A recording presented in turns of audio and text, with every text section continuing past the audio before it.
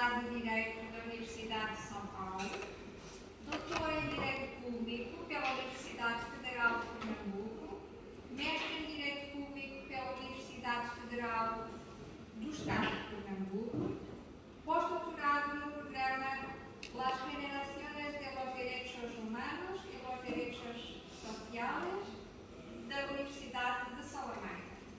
Senhor desembargador, em primeiro lugar, quero dar as boas-vindas à nossa Faculdade de Direito da Universidade de Lisboa, agradecer muito a sua presença neste evento e neste tema muito importante para os dois países.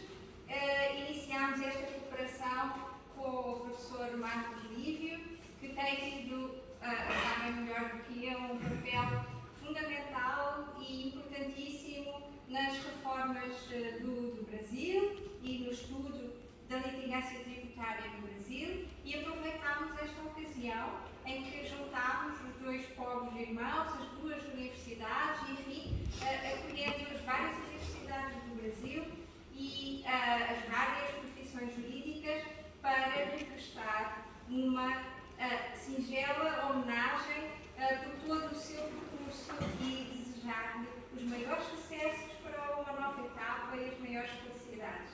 E passo a palavra ao meu colega, o professor Marcos Lívio. Muito obrigado.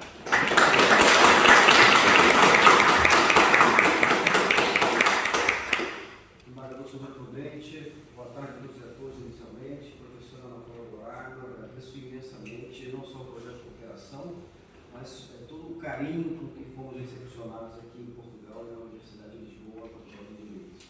Sentimos em casa. Esse intercâmbio é fundamental para não só para os alunos da Universidade do Estado do Rio de Janeiro, para os juízes federais que agora, através do Acordo de Cooperação Internacional celebrado entre a Escola da Magistratura Federal da Primeira Região, a SMAF, e o Centro de Investigação do Direito Europeu, Econômico, Financeiro e Fiscal.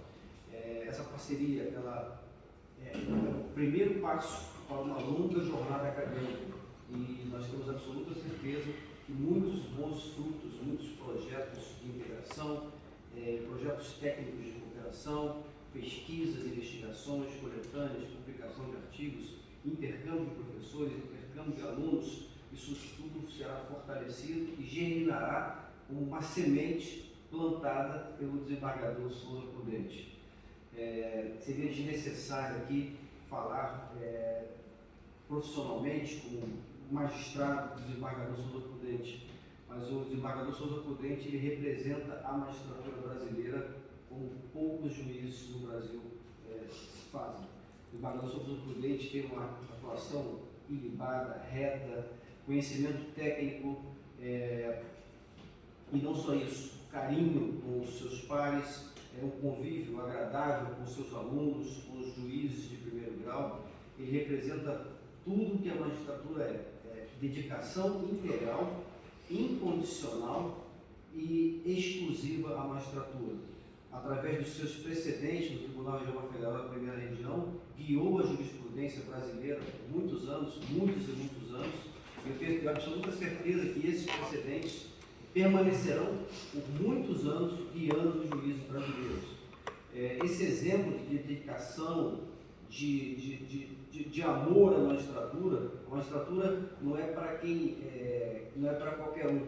Só o juiz isolado na sua atividade judicante sabe como é difícil julgar, decidir as vidas alheias, e nós sempre desagradamos uma parte, então nunca agradamos a todos, né? Sempre estaremos agradando alguém, e só nós magistrados, no isolamento da nossa decisão, na nossa clausura, sabemos o quão é difícil tomar decisões e sabemos que essas decisões terão uma consequência e não há ninguém para dividi-los conosco.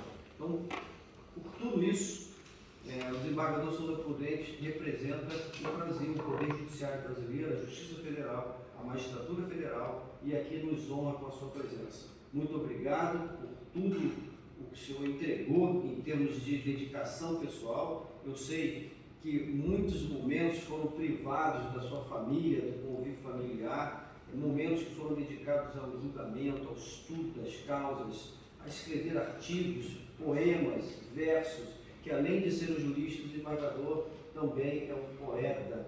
Então, esse lado artístico, cultural, ele ultrapassa os limites, as fronteiras do jurídico. Desembargador, muito obrigado por ser um magistrado da Justiça Federal.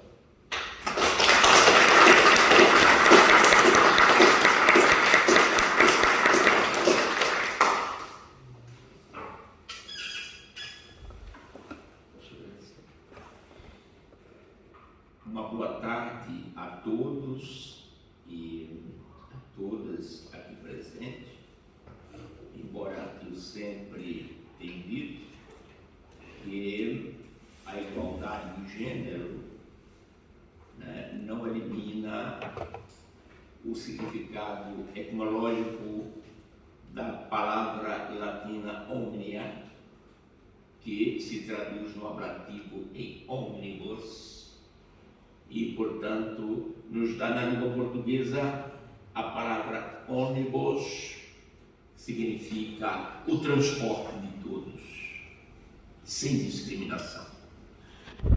Para mim, é uma satisfação imensa pisar neste solo sagrado da Universidade de Lisboa, berço da nossa cultura ocidental e da nossa flor do Lácio, sempre culta e bela, divergindo apenas no adjetivo do parnasianista, autor do soneto Manuel Bandeira.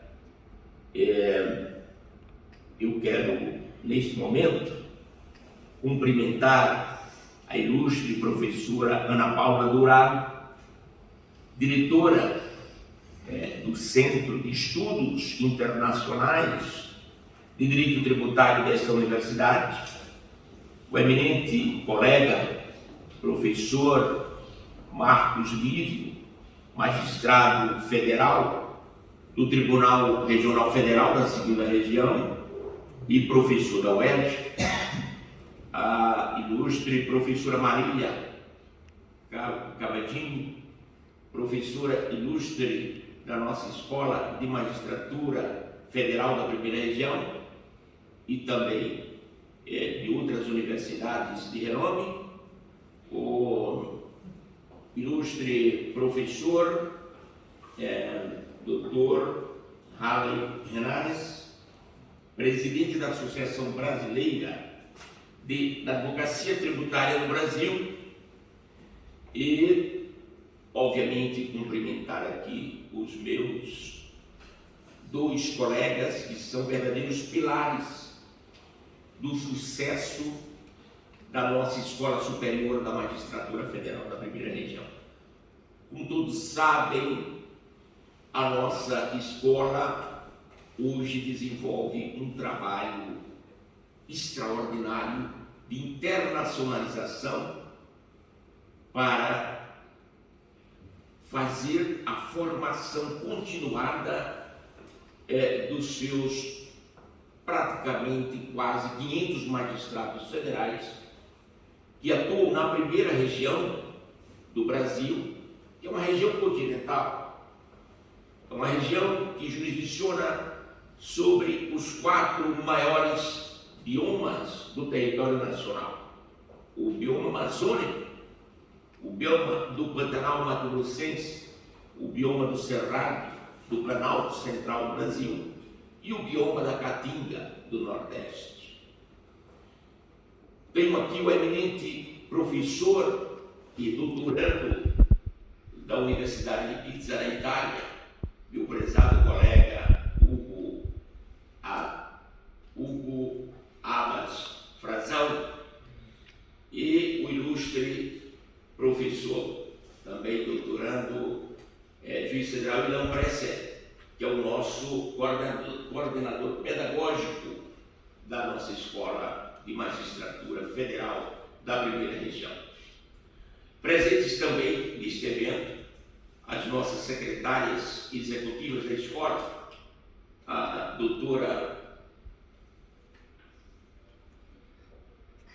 nossa ilustre doutora Pérola Severo, encarregada, né, da internacionalização da escola, e a doutora Gabriela Arteaga, que é secretária executiva da nossa SMAF. Mas também cumprimentar, veja que comitiva, mais carregada de carinho e de afeto, a minha esposa, doutora Maria Juraci Prudente, né, que administra as minhas horas após a madrugada, né, de tanto trabalho, e a minha filha, a doutora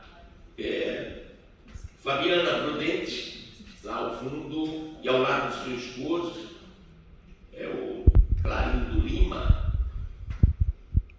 e ainda as duas jovens, uma esposa do eminente doutor Hugo Abbas, né? A Nathalie, essa jovem aqui em frente, né? Que traz, né, uma promessa de vida belíssima, que é a sua filha Helena CH, né? Dentro da escolha, né, do seu pai, que é um especialista em direito comparado, em história também, né, da literatura europeia. E a mais recente, né, membro da família da magistratura federal, que é a doutora médica, né, neuropediatra e noiva do nosso prezado juiz federal, Ilan Presser, que é a doutora Luísa. Aqui cumprimento com muito carinho. Cumprimento também os senhores professores e alunos e estudantes aqui presentes. Meus amigos, estivemos recentemente nesse trabalho fantástico de internacionalização da nossa escola, que, diga-se de passagem, é pioneira em matéria de romper barreiras internacionais para trazer uma cultura integrativa para os nossos magistrados, que, sobretudo, tem como matéria principal na sua jurisdição a tutela dos interesses e dos direitos coletivos, difusos, socioambientais, que são direitos transfronteiriços e intergeracionais. Nós, juízes, nos tempos atuais, principalmente no âmbito federal, temos que ter esta visão de uma magistratura que se compromete de forma responsável, uma responsabilidade intergeracional, uma responsabilidade internacional ou transfronteiriça, como assim dispõe o artigo 225 da nossa Constituição da República Federativa do Brasil. E mais, a magistratura brasileira, especialmente a magistratura federal, tem que ficar de olhos atentos para o grande passo da Constituição Republicana do Brasil, que no parágrafo 1º do seu artigo 5º estabelece os direitos e garantias expostos nesta Constituição e nos tratados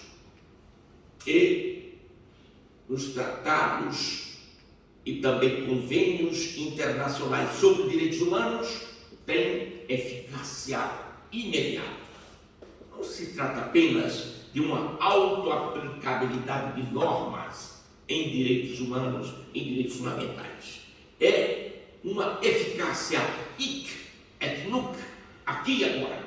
E, para tanto, o juiz federal no Brasil e todo magistrado, não só federal, que aplicam diretamente a Constituição, tem que ter uma virtude que ele não aprende nos livros.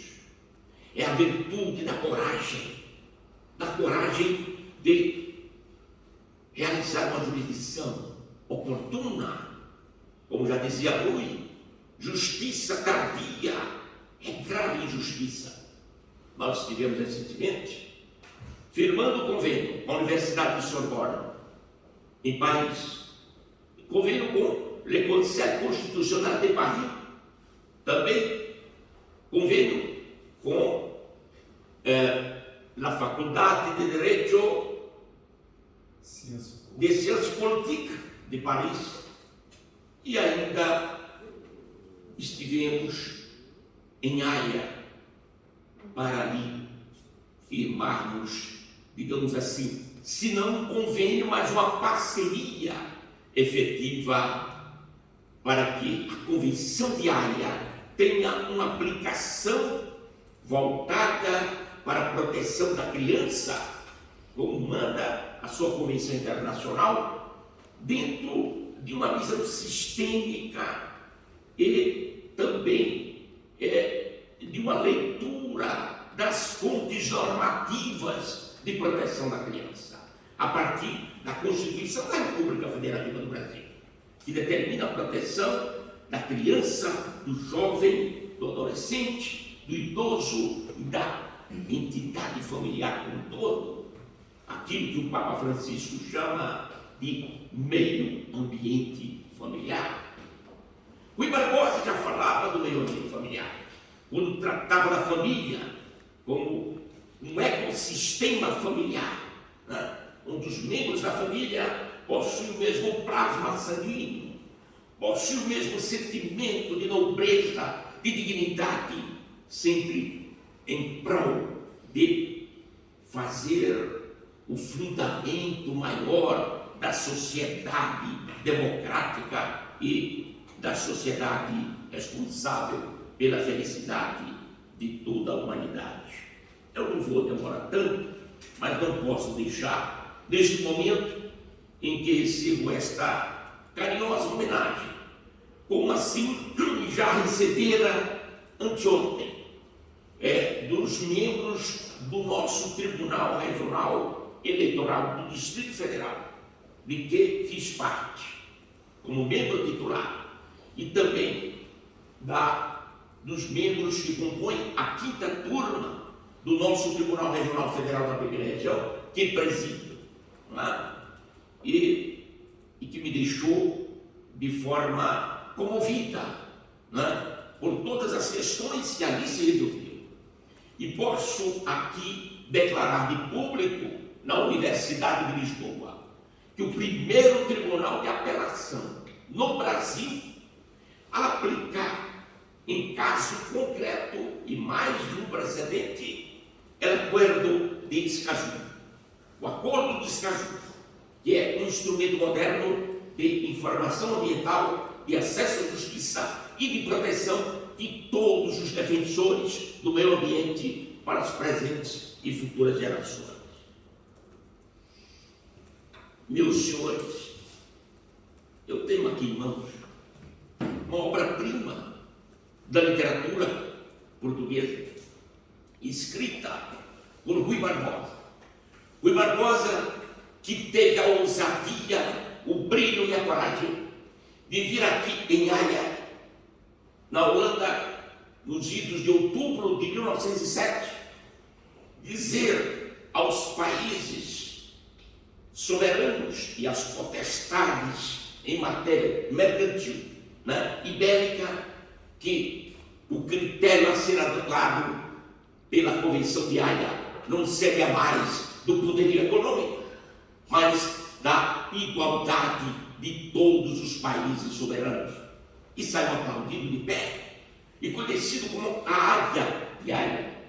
Bom, eu não tenho tal pretensão de ser sequer a sabiá de Haia, mas de qualquer forma tive o prazer de, antes da minha aposentadoria na Judicatura Federal, sentar na cadeira de Rui e defender com todas as energias que nos cabe usá-las para a defesa da criança em face da aplicação da Convenção de Haia no contexto do rapto ou do sequestro internacional de crianças. E o Rui Barbosa nos diz o seguinte, na sua oração aos moços: vejam, o gênio dos Alexins, de andar certo. Esse prolóquio tem mais malícia que ciência, mais epigrama que justiça, mais engenho que filosofia. Vezes sem conto, quando se está mais fora da vista dos olhos. Então, e por isso mesmo, é que mais à vista do coração estamos. Não só bem à sua vista, senão bem dentro dele. Não, filhos meus, deixai-me experimentar, uma vez que seja, convosco, este suavíssimo nome. O coração não é tão frívolo, tão exterior, tão carnal, quanto se cuida. Há nele mais que um assombro fisiológico, um prodígio moral, e o órgão da fé, o órgão da esperança, o órgão do ideal, vê por isso com os olhos da alma. O que não vê, os olhos do corpo, vê ao longe, vê em ausência, vê no invisível e até no infinito vê. Onde para o cérebro de ver, otorgou-lhe o Senhor que ainda veja, e não se sabe até onde chegam as vibrações do sentimento, até onde se perdem os surtos da poesia, até onde se somem os voos da crença, até Deus mesmo, inviso com os panoramas íntimos do coração, mas presente no céu e na terra, a todos nós presentes, enquanto nos palpita incorrupto, no seio o músculo da vida e da nobreza e da bondade humana. Portanto, ainda ontem, num voo de um hotel de Lisboa, usando a tecnologia do século XXI, pós-pandemia, eu pude me sentir próximo dos meus pares nesta belíssima homenagem que me fizeram perante o Tribunal Regional Federal da Primeira Região, ou perante o Tribunal Regional Eleitoral do Distrito Federal, quando eu me encontrava em Amsterdã, a 1h da manhã, como se estivesse ali presente. Ou quando pude participar e decidir casos complexos dessas eleições de 2023, num trem que saía de Pisa para Roma, em busca de firmar convênio da nossa escola com a Universidade La Sapienza de Roma. Eu decidia, com o auxílio do meu colega Hugo Amas Frazão e da minha secretária executiva, no trem barra a 300 km por hora, as questões mais complexas de direito eleitoral no Brasil. Meus senhores, encerro aqui as palavras de Rui com estas breves e profundas considerações e dizer: ora, tudo é viver, previvendo, é existir, pré-existindo, é ver, prevendo. E assim está o coração, a cada ano, cada dia, cada hora, sempre alimentando em contemplar o que não vê, por ter em dote dos céus a pré-existência e a pré-excelência do ver, ouvir e palpar que os olhos não divisam, os ouvidos não escutam e o tato não sente.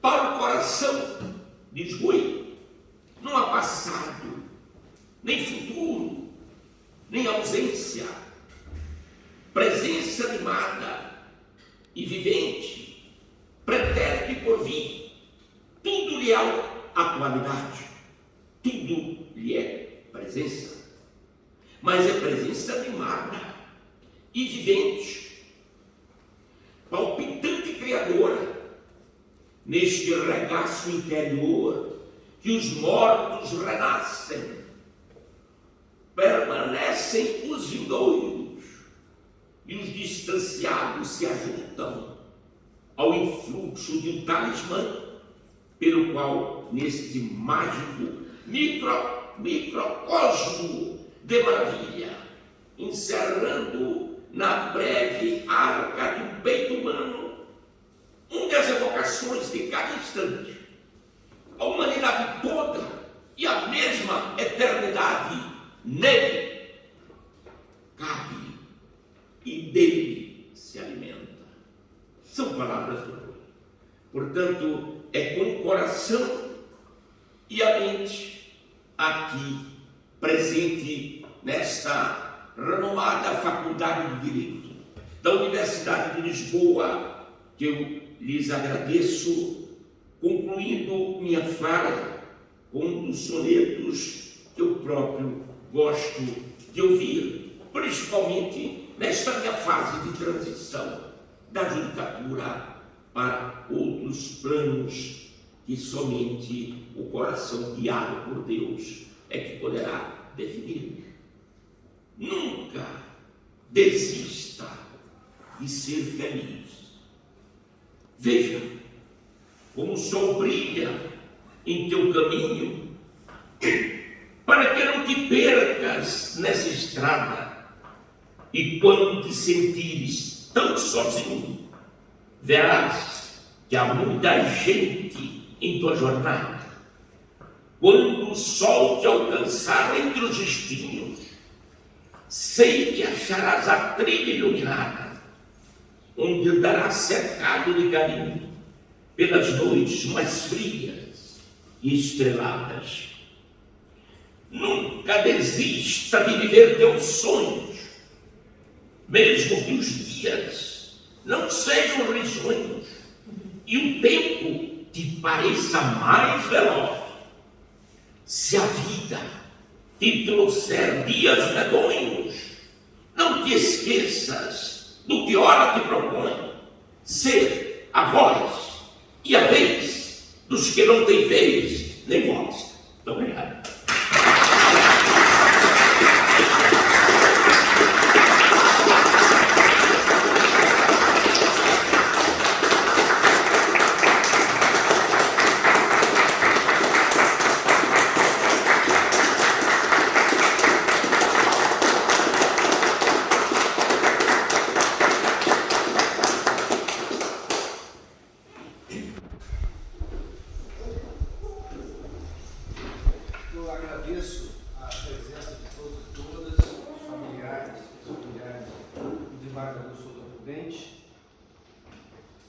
Estão todos convidados para prosseguirmos amanhã, seguiremos na nossa jornada. Uma vez mais agradeço ao professor Ana Paula Dourado por proporcionar esse momento.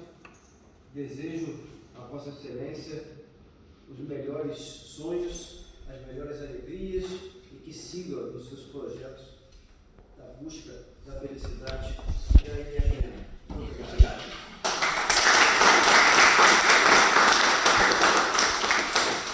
Eu quero desejar aos organizadores deste excelente curso de dificuldade e pedir escusas amanhã por não poder estar aqui, porque eu tenho uma promessa a cumprir. Em primeiro lugar, apreciar os últimos despachos e decisões, antes da segunda-feira, quando não posso mais, aposentado, e poder ir